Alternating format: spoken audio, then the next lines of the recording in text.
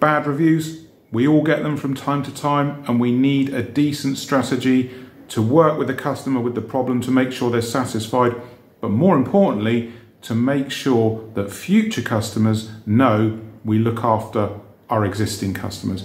Join me as I take you through step by step my exact strategy for dealing with bad and one-star reviews.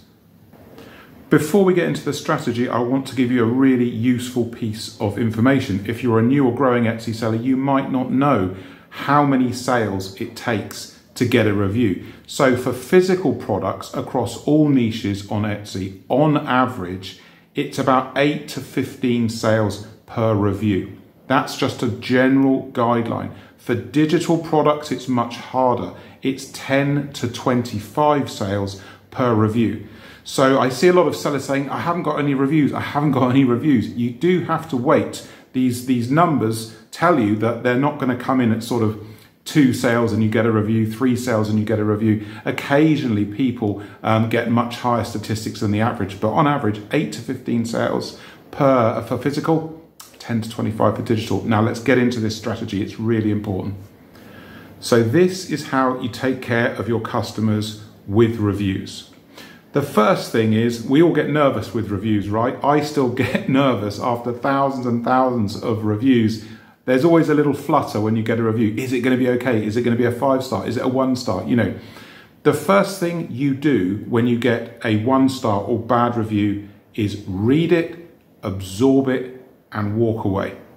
This is absolutely critical. Read it, absorb it, feel the emotion, feel the thoughts in your mind that come up, which are usually defensive.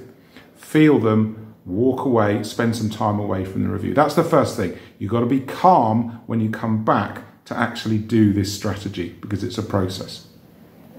So when you're calm and ready to deal with the customer review, the first thing you do when you're writing to the customer is, in response, is validate their concern or pain point.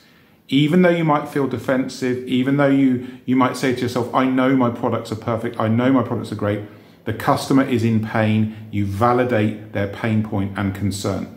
And show remorse, you know, say, I'm really sorry to hear that your product is broken or that you received the wrong color. I know it must be frustrating. This is what the customer wants. They want to be validated, they want to feel important, they want to feel like you know what their problem is. That's the first thing. Validate their concern or pain point.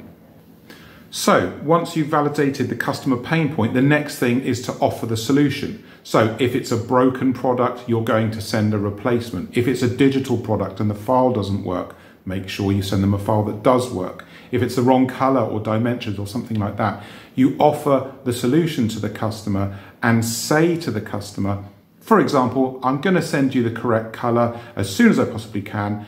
When you receive the new item, please could you let me know you've received it and amend your review based on the new product. I'd really appreciate it if you would do that. Okay. Now, when you say this, most customers will say yes. Okay. Most of them will agree. Okay. So they'll agree to let you know when the product's arrived and that they're going to change the review. So send that message, customer will reply. Let's move on to the next part. Now, in all this process, this is the most important part. Customers on Etsy get 100 days to leave a review. And as some of you might know, if you publicly respond to the review that they've left, it's locked in.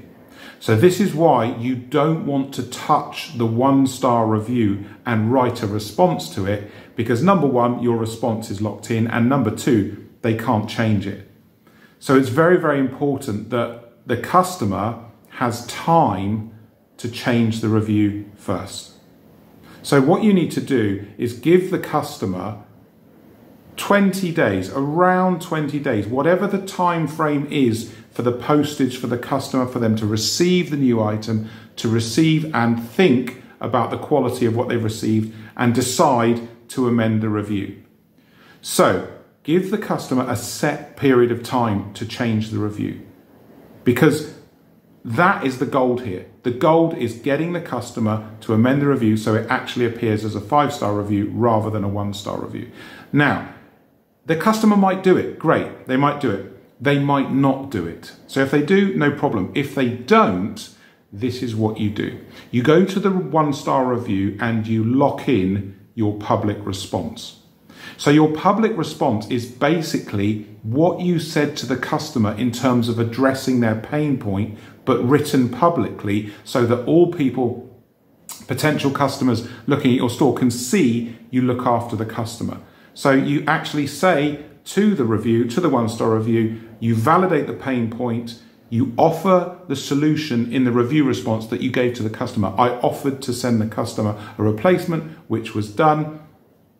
Let everyone know that you took care of the customer. Now, once that's done, everyone can see that you've taken the responsible line with the review and know that you look after your customers. Now, this process that I've walked you through, it seems common sense, right? And everyone will say, yes, yes, I already do that. Yes, this is something I've been doing for years. But let me give you a bit of insight here. I get to view thousands of Etsy stores' data over the last 8 years that I've been doing this job.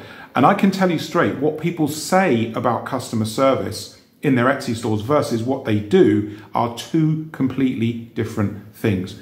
Most sellers that I observe when I work with them and I see their stores and I see their information and they're working with me on customer service, it's absolutely terrible, because what Etsy sellers tend to do, they don't want to admit this, they defend their position as a seller. Okay, that's the worst thing you can do, because you've got to get the customer on side, you've got to get emotionally attached with the customer and in agreement with what their problem is. But week after week, month after month in my consultancy, all I see is arguments and attrition and defensive posture from Etsy sellers. And that just creates a bad buying experience. So when you see people talking about customer service and reviews and everyone says, yeah, I'm really good, I look after the customers, I can tell you straight, most people that I work with, most sellers that I work with, don't know how to give good customer service in terms of bad reviews. So this guide, this strategy that I use, it works really, really well. And I suggest, if you didn't know it, that you implement it in your store today to maximize the customer satisfaction, but more importantly, let everybody else know that you're the real deal, you look after your customers, and they can feel safe shopping with you, knowing you're going to provide a good service.